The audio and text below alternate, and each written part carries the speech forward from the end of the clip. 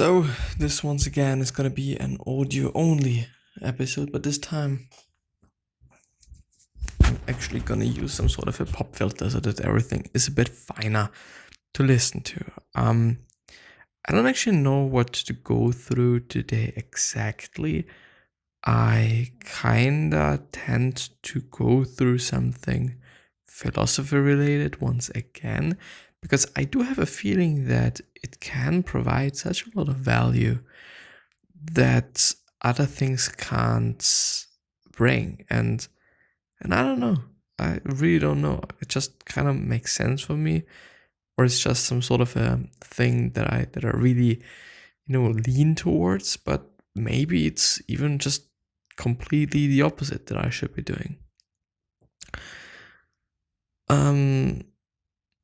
Well, let's actually, let's go through the self-improvement and self-development and or self-help subreddit, because quite often there is some questions that I think are pretty important to ask and also pretty interesting. Sometimes we just really not able to come up with these questions, but we should ask themselves, or we should ask ourselves these questions nevertheless. I'm finding it really hard to take care of myself these days. First post on the subreddit, here goes nothing. I'm 13 and I'm really finding it hard to commit to basic self-care these days. I have gradually begun to stop caring about myself or basic hygiene. I wasting all my time eating cookies all day while watching mindless YouTube videos. I have stopped showering or brushing my teeth or changing my clothes. I don't think I've washed all week. My insomnia has gotten so much worse, and I go to bed at 5 a.m. passed out with the YouTube video still playing every single night and wake up 2 p.m. I'm extremely tired all the time despite getting zero exercise and eating so much sugar and fat. I am the heaviest I have ever been in my life, and I now weigh 108 pounds. My room is an absolute mess. My old love for studying has died out, and I'm addicted to watching YouTube and Netflix for hours and hours and hours on end. I feel like such a failure, and I'm so disgusted with myself. I'm alone at home, isolated in my room all the time, and have no friends, and nobody to talk to or reach out to. Although they are good people, I do not have a good relationship with my parents.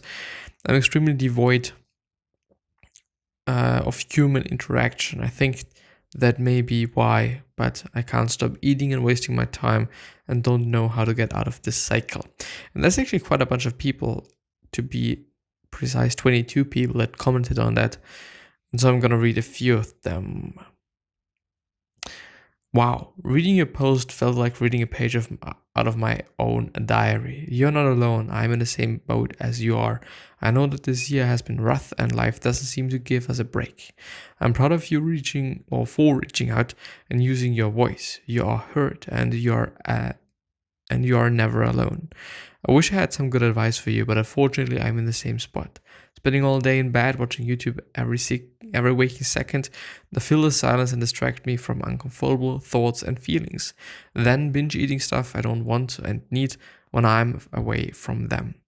I would say try taking small breaks, no videos while in the bathroom or while eating, just to allow a moment to hear your own thoughts. They need to be heard. Maybe while you take these breaks, try writing down what thoughts your feelings come up. Go slow and take your time. I know it is such a hard process to break up. I wish you the best of luck, and we'll be following the post, or this post. Everybody says, not everybody, but quite some people say, okay, you gotta have to, you gotta have to just take small steps. And what I've seen as well, somebody talking about algorithms, and I would indeed say it is some sort of a cycle or algorithm. It's just a habit in the end. And there are some really good resources by James Clear.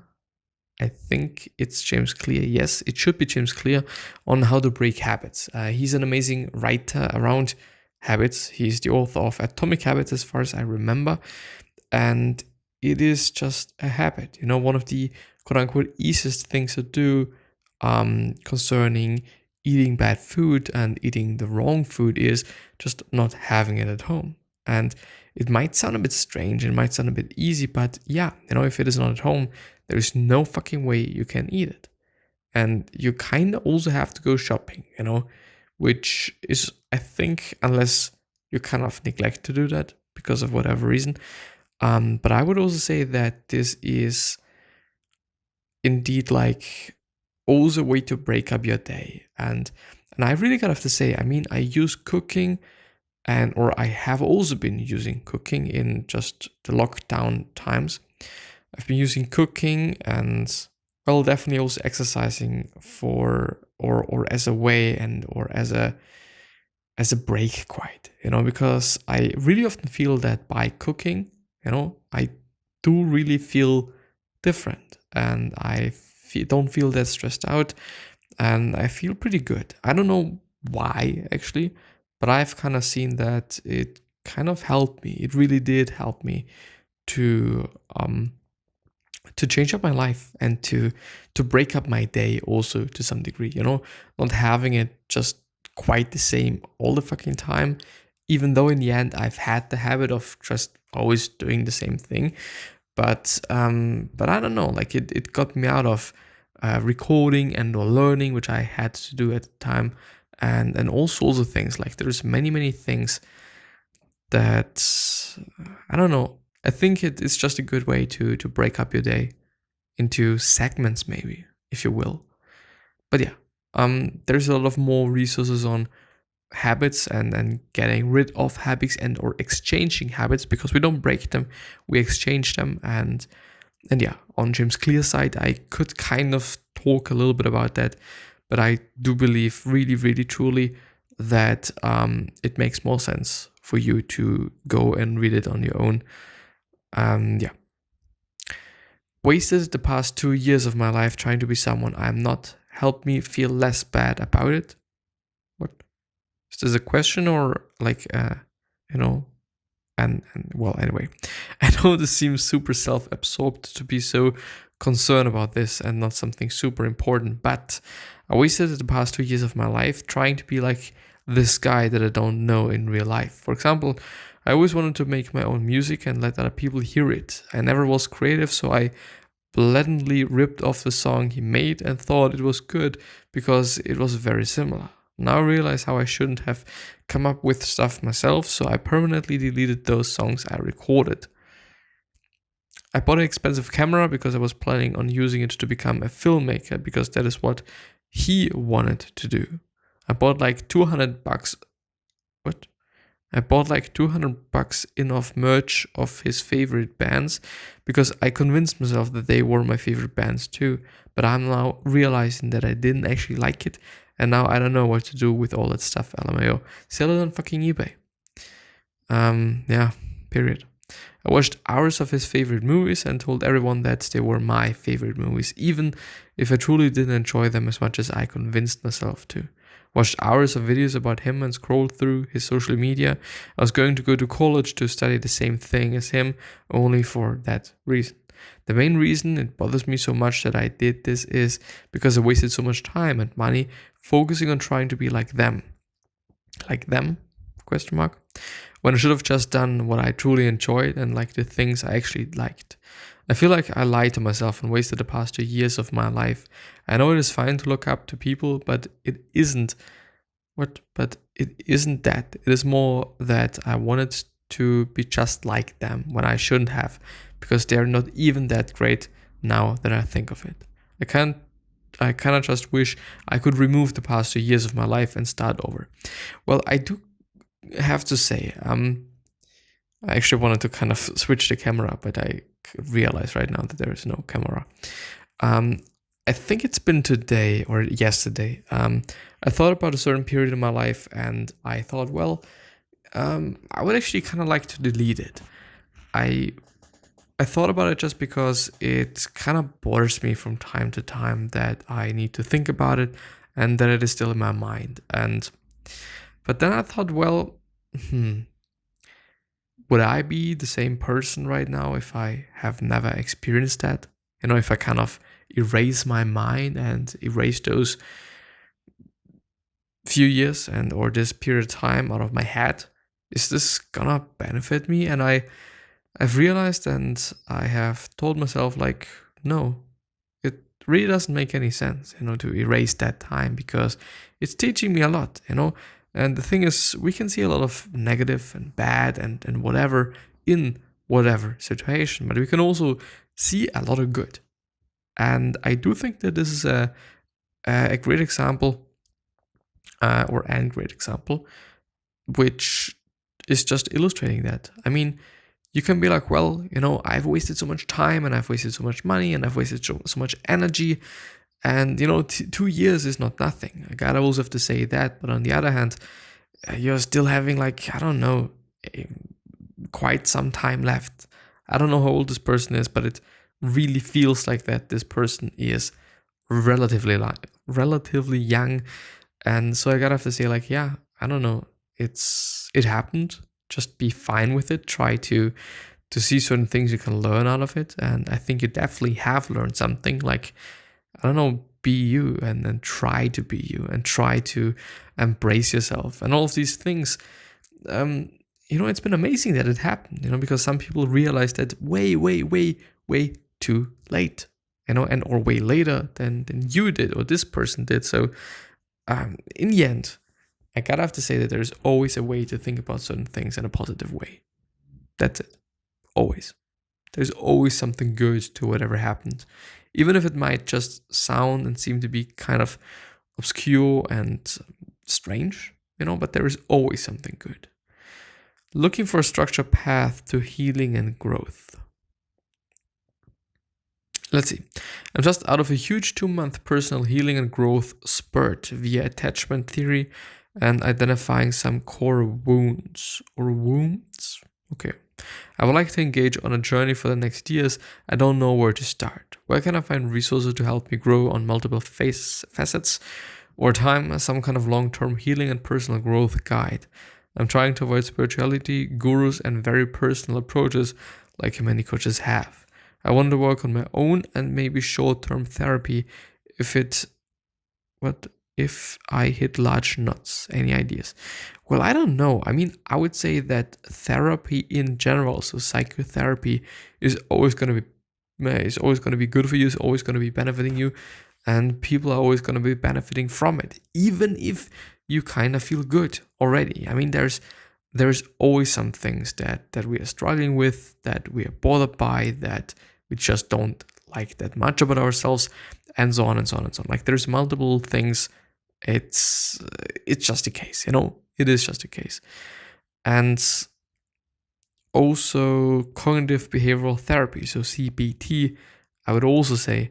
But besides that, and this is more aimed on that statement, like, yeah, okay, I want to work on it on my own. Maybe it is about the pace, that this person really wants to alter and change the pace by him or herself, which I totally can understand. Like, sometimes I feel like the courses and whatnot seem to be a little bit slow or maybe even too fast. And then it is like, well, if I would be able to actually change the pace by myself, I would actually be able to really get the most out of this course, and which I'm not able to do right now. And I don't know, like, there's many books on healing and growth, so self-development or self-improvement, and like, just really a minority is using spirituality, I would say. Some, of course, are written by gurus, but there is a lot of, especially philosophical books, that are written by some people, not these, not these gurus, these, I don't want to say any names, but you know what gurus I mean. In the self-development, self-help space, there is some gurus, but I wouldn't also necessarily say that they are bad. Often they are pretty good, and they just got the status of being a guru, which, I don't know, maybe just proves that they actually know what the fuck they're talking about. But of course, on the other hand, there's also going to be some people that are just like, yeah, just don't listen to them and go ahead. Exhausted. I'm just tired. I'm just tired. It's just one day after the other, and there is no end in sight. And it is harder and harder to find something good to look at each day. I try hard, gratitude. What? I try hard. Gratitude apps, journaling, baking, reading, studying, do all of it. And nothing is enough to just make everything okay. Let's have a look at the comments. There's actually quite some comments. I know it is so hard right now. Try to remember that it doesn't always matter what you do, but how you think about things. While baking cookies might distract you for a little while, it likely won't change your thoughts the way you hope it will. That's being said, with so much up in the air and the future feeling impossible to plan for, it gives us an opportunity to really sink into the moment at hand and find some peace and joy right now. It's fucking hard sometimes, but at this very moment, everything is okay. Hugs, you've got this. And I gotta have to say, like, yes, there is not that much to be planned, in terms of vacations, in terms of whatever, because we just don't know. Of course, I really truly hope from the bottom of my heart that everything is gonna be fine very, very soon, because I don't know, like, even though I don't really feel it to be that bad, we clearly are handicapped in some way. I'm not going out. I just always have to wear this mask, which is not a thing that's bothering me just whatsoever, but it is something. It is something that you recognize, something that changed, something that you have to think about, and so on and so on and so on. And on the other hand, of course, as I said, traveling, there's nothing, with traveling at this point in time. And also some other things like being in school. I'm not in school at this point in time, but it's still something different than, everything that has something to do with meeting people, being around people, having anything to do with people has changed and is different right now, which is weird. And I am actually very looking forward to these times where COVID passed by, and I don't know how long this is gonna take, but I just dearly hope, as I said, that it is gonna be soon. But yeah, man, I really deeply believe that these times are showing us some things. They show us how grateful we should be for what we have, and grateful for also very small things, like, I don't know, hugging somebody or just all of these things. Like, there's so much that we are missing right now, and that we have been missing at this point in time. Fortunately, we're not locked down, which is a completely fucked situation. At this point in time, we are at least able to go buy some things and whatnot. Like, I don't know, like, it's been an insane time. We've had it worse, at least in Austria, where I'm living. But yeah, I don't know, enjoy the time that you're having. Enjoy, like, the ability to hang out with your family if you are at home, to read book all day long, to watch videos all day long, because of course, if these times passed by and you have to work again and or whatnot, then you can't do that. And you're probably gonna just look back and think, well, I would actually really like to do this right now, once you don't have the opportunity to do it, which is kind of often the case. When we do have the opportunity, we don't do it, or we just don't enjoy it. But if we don't have the opportunity, we would actually really like to do it, and we really like to relax and whatnot. Like, it is kind of a phenomenon, I would say, that we human beings are a slave to. Dealing with trust issues and controlling anger. Hi everyone, to get straight to the point. I've been cheated on multiple times growing up. I am now 21 and find myself unable to foster a healthy, lasting relationship. As soon as another guy appears in my girlfriend's life, I am ridden with an intense anxiety, anger, and a sense of betrayal. I end up lashing out on my girlfriend, and when I do, I feel like a completely different person. I can't control what I say, and I always have a huge stress response, including a very high heart rate, tunnel vision, and even tremors. I never know what is an actual red flag or what's just a delusional thought stemming from my trust issues. I'm tired of feeling this way. I trust my girlfriend and I know she would never do anything to hurt me, but my past tells me not to trust her and always keep my guard up. After my last episode, I admitted a lot of my past to her, and she was extremely supportive. I'm currently searching for therapy, but figured I would post on here as well. Anything would help, thank you. Well, I would definitely say, like, going to therapy. It's always going to work. It's always going to be, well, it's not always going to work, but it's always going to be worth trying, I would say, because chances are pretty good that it is helping. On the other hand, I can clearly understand that, after some time, we have been just really, being betrayed and stuff like that, and we have felt lost and bad and whatnot. I mean, I can understand your subconscious, and I can understand this person's head and everything. And it is a fucked up situation, and I know what it feels like to lash out on other people. I hate that so much about myself, or I hated it so much about myself looking back into my life.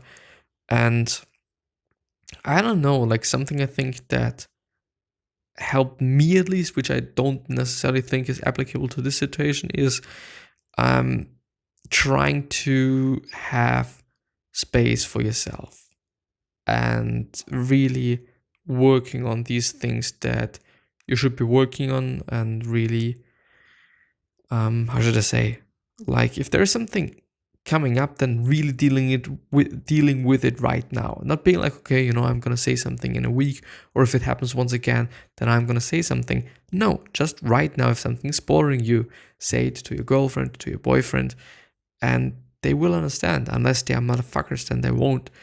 But I think it is incredibly important to not let anything rise afterwards or later on. Some stress, some anger, some whatever, which, in the end it's not good. Like there's no benefit in being like, okay, I'm gonna deal with it, or I'm gonna say something in a week or in a month. You may be gonna forget about it, but your subconscious maybe not really. Then it is a fucked up thing and really uncool. But yeah, I mean, I really can understand that. I really can. But